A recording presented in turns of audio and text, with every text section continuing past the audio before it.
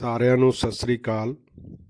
ਮੈਂ ਅਨੁਰਾਗ ਧੂੜੀਆ ਵੈਲਕਮ ਕਰਦਾ ਆਪ ਸਭ ਜੀ ਦਾ ਸਕੂਲ ਦੇ ਇਸ YouTube ਚੈਨਲ 'ਤੇ, ਜਿਸ ਦਾ ਨਾਮ ਹੈ ਦੇਵ ਸਮਾਜ ਸਮਾਰਟ ਸਕੂਲ ਮੋਗਾ। ਅੱਜ ਦੀ ਇਸ ਵੀਡੀਓ ਦੇ ਵਿੱਚ ਵਿਦਿਆਰਥੀਓ ਆਪਾਂ ਕਰਾਂਗੇ +2 ਕਲਾਸ ਦਾ ਫਿਜ਼ੀਕਲ ਐਜੂਕੇਸ਼ਨ ਐਂਡ ਸਪੋਰਟਸ ਦਾ ਜੋ ਸੈਕੰਡ ਚੈਪਟਰ ਹੈ ਸਪੋਰਟਸ ਟ੍ਰੇਨਿੰਗ, ਖੇਡ ਸਿਖਲਾਈ। ਉਸ ਦੇ ਜਿਹੜੇ ਅਭਿਆਸ ਵਾਲੇ 5 ਨੰਬਰ ਵਾਲੇ ਪ੍ਰਸ਼ਨ ਨੇ ਅੱਜ ਦੀ ਇਸ ਵੀਡੀਓ ਦੇ ਵਿੱਚ ਆਪਾਂ ਉਹ ਕਰਦੇ ਹਾਂ। ਤਾਂ ਆਓ ਸ਼ੁਰੂ ਕਰੀਏ।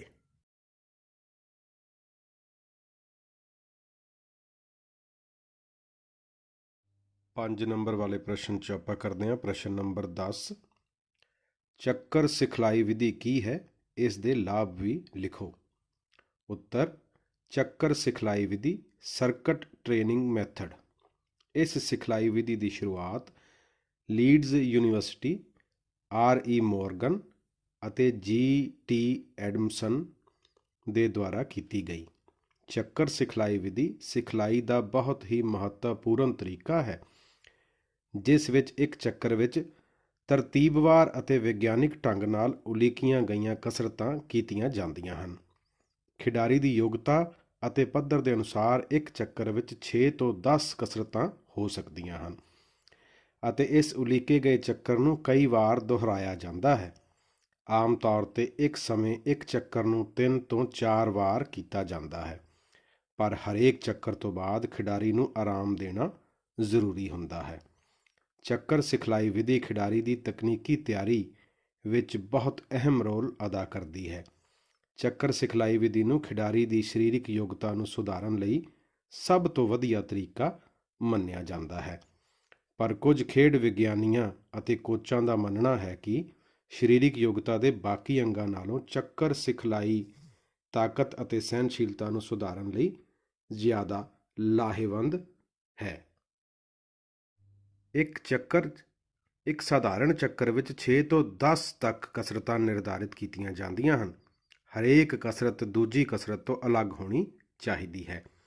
ਇਹ ਕਸਰਤਾਂ ਇੱਕ ਤਰੀਕੇ ਨਾਲ ਉਲੀਕਣੀਆਂ ਚਾਹੀਦੀਆਂ ਹਨ ਕਿ ਮਾਸਪੇਸ਼ੀਆਂ ਦੇ ਹਰੇਕ ਵਰਗ ਦੀ ਕਸਰਤ ਹੋ ਸਕੇ। ਚੱਕਰ ਸਿਖਲਾਈ ਵਿਧੀ ਨੂੰ ਅਨੁਕੂਲਨ ਦੀਆਂ 3 ਵਿਧੀਆਂ, ਲਗਾਤਾਰ ਵਿਧੀ ਯਾਨੀ ਕਿ ਕੰਟੀਨਿਊਸ ਮੈਥਡ, ਅੰਤਰਾਲ ਵਿਧੀ ਯਾਨੀ ਇੰਟਰਵਲ ਮੈਥਡ ਜਾਂ ਦੁਹਰਾਈ ਵਿਧੀ ਯਾਨੀ ਕਿ ਰੈਪੀਟੀਸ਼ਨ ਮੈਥਡ ਦੀ ਸਹਾਇਤਾ ਨਾਲ ਕੀਤਾ ਜਾ ਸਕਦਾ ਹੈ, ਪਰ ਆਮ ਤੌਰ 'ਤੇ ਚੱਕਰ ਸਿਖਲਾਈ ਵਿੱਚ ਲਗਾਤਾਰ ਵਿਧੀ ਦੀ ਵਧੇਰੇ ਵਰਤੋਂ ਕੀਤੀ ਜਾਂਦੀ ਹੈ। ਇਸ ਵਿਧੀ ਵਿੱਚ ਕੋਚ ਵੱਲੋਂ ਨਿਰਧਾਰਿਤ ਕੀਤੀਆਂ ਗਈਆਂ ਕਸਰਤਾਂ ਬਿਨਾਂ ਕਿਸੇ ਆਰਾਮ ਤੋਂ ਪੂਰੀਆਂ ਕੀਤੀਆਂ ਜਾਂਦੀਆਂ ਹਨ। ਲਗਾਤਾਰ ਵਿਧੀ ਵਿੱਚ ਕਸਰਤ ਪੂਰੀ ਹੋਣ ਉਪਰੰਤ ਹੀ ਆਰਾਮ ਦਿੱਤਾ ਜਾਂਦਾ ਹੈ। ਅੰਤਰਾਲ ਵਿਧੀ ਵਿੱਚ ਸਿਖਲਾਈ ਦੀ ਤੀਬਰਤਾ ਵਧੇਰੇ ਹੁੰਦੀ ਹੈ ਅਤੇ ਕਸਰਤਾਂ ਨੂੰ ਤੇਜ਼ ਗਤੀ ਨਾਲ ਕੀਤਾ ਜਾਂਦਾ ਹੈ। ਇੱਕ ਚੱਕਰ ਪੂਰਾ ਹੋਣ ਉਪਰੰਤ ਅਧੂਰਾ ਆਰਾਮ, ਐਕਟਿਵ ਔਰ ਇਨਕੰਪਲੀਟ ਰੈਸਟ ਦਿੱਤਾ ਜਾਂਦਾ ਹੈ ਅਤੇ ਖਿਡਾਰੀ ਨੂੰ ਦੁਬਾਰਾ ਕਸਰਤਾਂ ਕਰਨ ਲਈ ਕਿਹਾ ਜਾਂਦਾ ਹੈ। ਚੱਕਰ ਵਿੱਚ ਕਸਰਤਾਂ ਧਿਆਨਪੂਰਵਕ ਚੁਣਨੀਆਂ ਚਾਹੀਦੀਆਂ ਹਨ। ਇਹਨਾਂ ਕਸਰਤਾਂ ਵਿੱਚ ਲੋੜ ਪੈਣ 'ਤੇ ਤਬਦੀਲੀ ਵੀ ਕੀਤੀ ਜਾ ਸਕਦੀ ਹੈ। ਕਸਰਤਾਂ ਖੇਡ ਅਤੇ ਸਿਖਲਾਈ ਦੇ ਉਦੇਸ਼ ਨੂੰ ਧਿਆਨ ਵਿੱਚ ਰੱਖ ਕੇ ਉਲੀਕਣੀਆਂ ਚਾਹੀਦੀਆਂ ਹਨ। ਚੱਕਰ ਵਿਚਲੀਆਂ ਕਸਰਤਾਂ ਖਿਡਾਰੀਆਂ ਦੀ ਯੋਗਤਾ ਅਤੇ ਪੱਧਰ ਦੇ ਅਨੁਸਾਰ ਹੋਣੀਆਂ ਚਾਹੀਦੀਆਂ ਹਨ।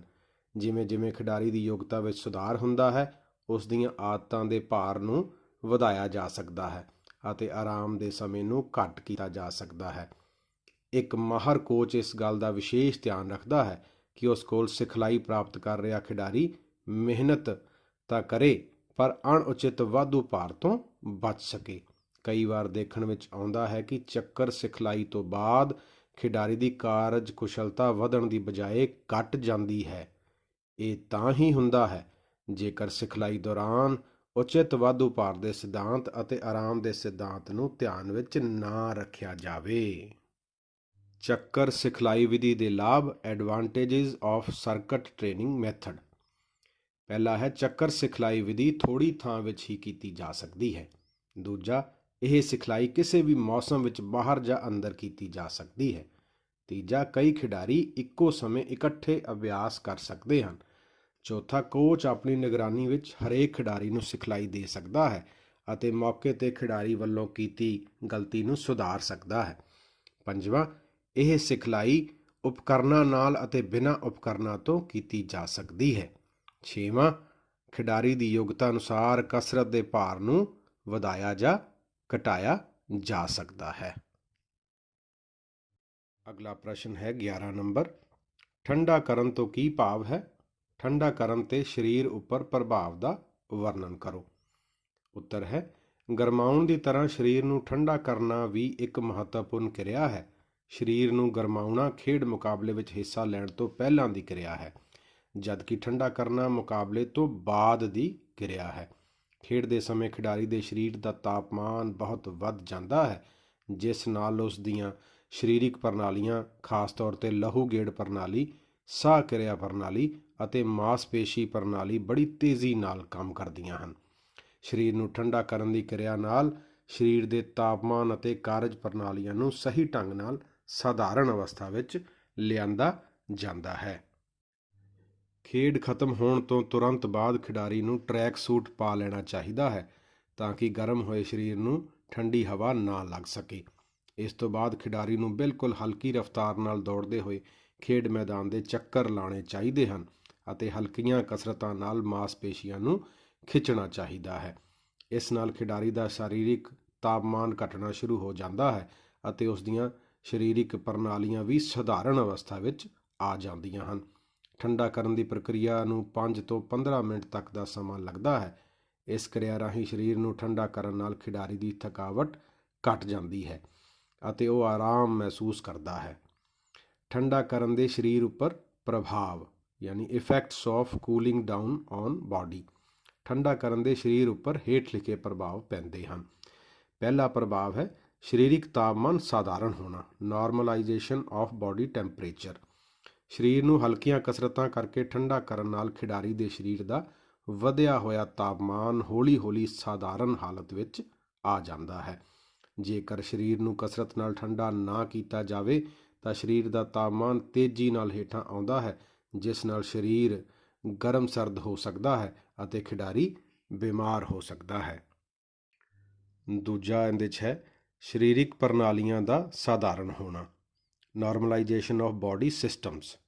ਖੇਡ ਦੇ ਸਮੇਂ ਖਿਡਾਰੀ ਦੀ ਸਰੀਰਕ ਪ੍ਰਣਾਲੀਆਂ ਬਹੁਤ ਤੇਜ਼ੀ ਨਾਲ ਕੰਮ ਕਰਦੀਆਂ ਹਨ। ਦਿਲ ਦੀ ਧੜਕਨ ਸਾਧਾਰਨ ਗਤੀ 72 ਪ੍ਰਤੀ ਮਿੰਟ ਤੋਂ ਵੱਧ ਕੇ 160-170 ਪ੍ਰਤੀ ਮਿੰਟ ਤੱਕ ਪਹੁੰਚ ਜਾਂਦੀ ਹੈ। ਇਸ ਤਰ੍ਹਾਂ ਦੀ ਸਾਹ ਕਿਰਿਆ ਪ੍ਰਣਾਲੀ ਅਤੇ ਮਾਸਪੇਸ਼ੀ ਪ੍ਰਣਾਲੀ ਵੀ ਤੇਜ਼ ਗਤੀ ਨਾਲ ਕੰਮ ਕਰਦੀਆਂ ਹਨ।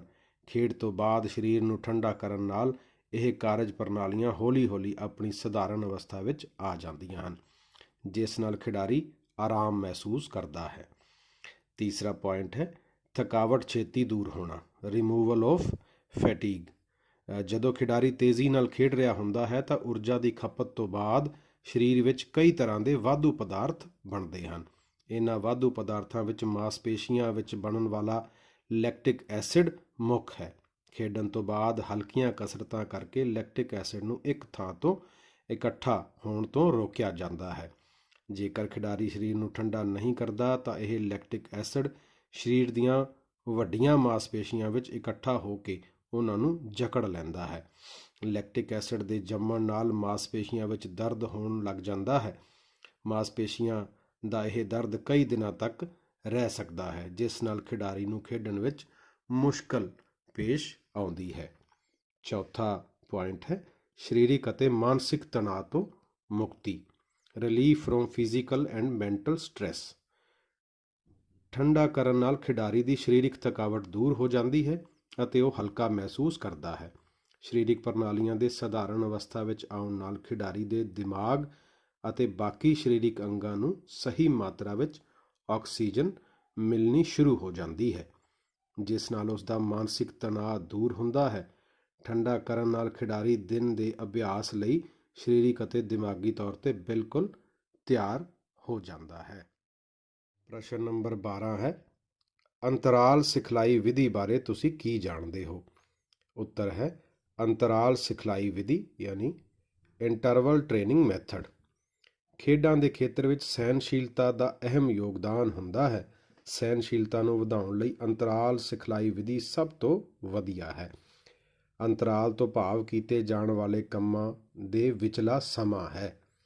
ਇਸ ਪ੍ਰਕਾਰ ਅੰਤਰਾਲ ਸਿਖਲਾਈ ਵਿਧੀ ਵਿੱਚ ਕੀਤੀ ਜਾ ਰਹੀ ਟ੍ਰੇਨਿੰਗ ਦੇ ਵਿਚਕਾਰ ਦਿੱਤੇ ਜਾਣ ਵਾਲੇ ਅੰਤਰਾਲ ਦੇ ਸਿਧਾਂਤ ਉੱਪਰ ਨਿਰਧਾਰਿਤ ਹੈ। ਇਸ ਸਿਖਲਾਈ ਰਾਹੀਂ ਦਿਲ ਦੇ ਕੰਮ ਕਰਨ ਦੀ ਯੋਗਤਾ ਨੂੰ ਵਧਾਇਆ ਜਾਂਦਾ ਹੈ ਤਾਂ ਕਿ ਖਿਡਾਰੀ ਲੰਬੇ ਸਮੇਂ ਤੱਕ ਖੇਡ ਨੂੰ ਜਾਰੀ ਰੱਖ ਸਕੇ। ਲੰਬੀ ਦੂਰੀ ਦੀਆਂ ਦੌੜਾਂ ਅਤੇ ਲੰਬੇ ਸਮੇਂ ਤੱਕ ਚੱਲਣ ਵਾਲੀਆਂ ਖੇਡਾਂ ਵਿੱਚ ਭਾਗ ਲੈਣ ਵਾਲੇ ਖਿਡਾਰੀਆਂ ਲਈ ਇਹ ਸਿਖਲਾਈ ਬਹੁਤ ਲਾਹੇਵੰਦ ਹੁੰਦੀ ਹੈ। ਫਿਨਲੈਂਡ ਦੇ ਕੋਚ ਬਿਕਲਾ ਅਤੇ ਲੰਬੀ ਦੂਰੀ ਦੇ ਦੌੜਾਕ ਜੈਟੋਪੈਕ ਨੇ ਇਸ ਸਿਖਲਾਈ ਦੀ ਵਰਤੋਂ ਕਰਦੇ ਹੋਏ ਸਿੱਧ ਕੀਤਾ ਕਿ ਲਗਾਤਾਰ ਘੰਟਿਆਂ ਬੱਧੀ ਅਭਿਆਸ ਕਰਨ ਦੀ ਬਜਾਏ ਜੇਕਰ ਅਭਿਆਸ ਨੂੰ ਥੋੜ੍ਹੇ ਹਿੱਸਿਆਂ ਵਿੱਚ ਵੰਡ ਕੇ ਵਾਰ-ਵਾਰ ਦੁਹਰਾਈ ਜਾਵੇ ਤਾਂ ਖਿਡਾਰੀ ਦੀ ਸਹਿਣਸ਼ੀਲਤਾ ਉੱਪਰ ਸਾਰਥਕ ਪ੍ਰਭਾਵ ਪਵੇਗਾ। ਇਹ ਸਿਖਲਾਈ ਇਸ ਸਿਧਾਂਤ ਉੱਪਰ ਆਧਾਰਿਤ ਹੈ ਕਿ ਲਗਾਤਾਰ 10 ਕਿਲੋਮੀਟਰ ਦੌੜਨ ਨਾਲੋਂ ਜੇਕਰ ਛੋਟੇ ਅੰਤਰਾਲ ਨਾਲ 400 ਮੀਟਰ ਦੇ 25 ਚੱਕਰ ਲਾਏ ਜਾਣ ਤਾਂ ਖਿਡਾਰੀ ਦੀ ਯੋਗਤਾ ਵਿੱਚ ਜ਼ਿਆਦਾ ਸੁਧਾਰ ਕੀਤਾ ਜਾ ਸਕਦਾ ਹੈ। ਅੰਤਰਾਲ ਸਿਖਲਾਈ ਵਿਧੀ ਭਾਰ ਅਤੇ ਮੁੜ ਪ੍ਰਾਪਤੀ ਦੇ ਸਿਧਾਂਤ ਉੱਪਰ ਕੰਮ ਕਰਦੀ ਹੈ, ਜਿਸ ਨਾਲ ਖਿਡਾਰੀ ਦੀ ਰਫ਼ਤਾਰ ਅਤੇ ਸਹਿਣਸ਼ੀਲਤਾ ਦਾ ਵਿਕਾਸ ਹੁੰਦਾ ਹੈ। ਇਸ ਸਿਖਲਾਈ ਵਿੱਚ ਦੌੜ ਦੇ ਨਾਲ ਆਰਾਮ ਦੀ ਸਥਿਤੀ ਵੀ ਆਉਂਦੀ ਹੈ, ਪਰ ਇਹ ਅਧੂਰਾ ਆਰਾਮ ਐਕਟਿਵ ਰੈਸਟ ਦੀ ਤਰ੍ਹਾਂ ਹੁੰਦਾ ਹੈ।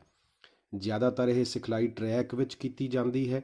ਟਰੈਕ ਦਾ ਇੱਕ ਚੱਕਰ ਪੂਰੀ ਗਤੀ ਨਾਲ ਨਿਸ਼ਚਿਤ ਸਮੇਂ ਵਿੱਚ ਲਗਾਇਆ ਜਾਂਦਾ ਹੈ ਤਾਂ ਕਿ ਖਿਡਾਰੀ ਦੇ ਦਿਲ ਦੀ ਗਤੀ 160-180 ਮਿੰਟ ਪ੍ਰਤੀ ਮਿੰਟ ਤੱਕ ਪਹੁੰਚ ਸਕੇ। ਇਸ ਤੋਂ ਬਾਅਦ ਖਿਡਾਰੀ ਨੂੰ ਆਰਾਮ ਨਾਲ ਹੌਲੀ ਦੌੜਨ ਯਾਨੀ ਕਿ ਜੌਗਿੰਗ ਲਈ ਕਿਹਾ ਜਾਂਦਾ ਹੈ। ਜਦੋਂ ਖਿਡਾਰੀ ਦੇ ਦਿਲ ਦੀ ਧੜਕਨ 120-130 ਪ੍ਰਤੀ ਮਿੰਟ ਤੱਕ ਆਉਂਦੀ ਹੈ ਤਾਂ ਉਸ ਨੂੰ ਫਿਰ ਪੂਰੀ ਗਤੀ ਨਾਲ ਅਗਲਾ ਚੱਕਰ ਲਾਉਣ ਲਈ ਕਿਹਾ ਜਾਂਦਾ ਹੈ। ਇਸ ਪ੍ਰਕਾਰ ਇਸ ਪ੍ਰਕਿਰਿਆ ਨੂੰ ਪਹਿਲਾਂ ਤੋਂ ਹੀ ਕੋਚ ਵੱਲੋਂ ਨਿਰਧਾਰਿਤ ਕੀਤੇ ਗਏ ਚੱਕਰਾਂ ਤੱਕ ਵਾਰ-ਵਾਰ ਦੁਹਰਾਇਆ ਜਾਂਦਾ ਹੈ। ਇਹ ਸਿਖਲਾਈ ਰਾਹੀਂ ਖਿਡਾਰੀ ਦੌੜ ਨੂੰ ਰੋਕ ਕੇ ਆਰਾਮ ਨਹੀਂ ਕਰਦਾ, ਬਲਕਿ ਜੌਗਿੰਗ ਕਰਦੇ ਹੋਏ ਆਰਾਮ ਕਰਦਾ ਹੈ।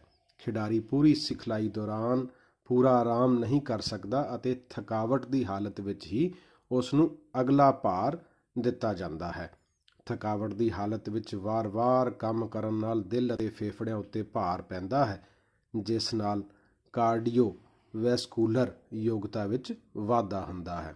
ਖਿਡਾਰੀ ਨੂੰ ਪੂਰੀ ਸਿਖਲਾਈ ਦੌਰਾਨ ਆਕਸੀਜਨ ਰਿਣ ਯਾਨੀ ਕਿ ਆਕਸੀਜਨ ਡੈਫਟ ਦੀ ਹਾਲਤ ਵਿੱਚ ਕੰਮ ਨੂੰ ਜਾਰੀ ਰੱਖਣਾ ਪੈਂਦਾ ਹੈ, ਜਿਸ ਨਾਲ ਖਿਡਾਰੀ ਦੀ ਐਰੋਬਿਕ ਯੋਗਤਾ ਐਰੋਬਿਕ ਕਪੈਸਿਟੀ ਦਾ ਵਿਕਾਸ ਹੁੰਦਾ ਹੈ। ਖਿਡਾਰੀ ਦੀ ਉਮਰ, ਲਿੰਗ ਅਤੇ ਪੱਧਰ ਨੂੰ ਧਿਆਨ ਵਿੱਚ ਰੱਖਦੇ ਹੋਏ ਚੱਕਰ ਦੀ ਦੂਰੀ ਅਤੇ ਤੀਬਰਤਾ ਨੂੰ ਘਟਾਇਆ ਜਾਂ ਵਧਾਇਆ ਜਾ ਸਕਦਾ ਹੈ। ਅੰਤਰਾਲ ਸਿਖਲਾਈ ਵਿਧੀ ਦੋ ਤਰੀਕਿਆਂ ਨਾਲ ਕੀਤੀ ਜਾ ਸਕਦੀ ਹੈ।